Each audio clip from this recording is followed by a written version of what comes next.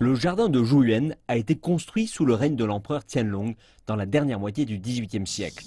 L'empereur a été si impressionné par le jardin d'un général qu'il avait vu dans le sud de la Chine qu'il a ordonné qu'une réplique exacte en soit faite dans Yuanmingyuan, appelée Zhuyan.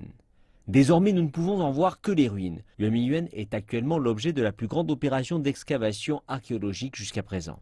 L'opération a débuté en 2013 et doit se prolonger jusqu'en 2020, soit 8 années au total. La découverte la plus récente sur le site est une tablette en pierre avec une inscription écrite par l'empereur Tiating. Les archéologues ont trouvé la tablette par hasard au milieu d'un tas de gravats et de sable.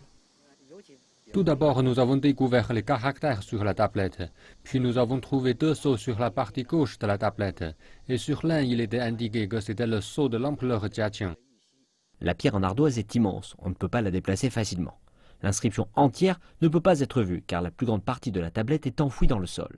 Les archéologues ont également trouvé de vastes terrasses aux alentours du principal hall du jardin.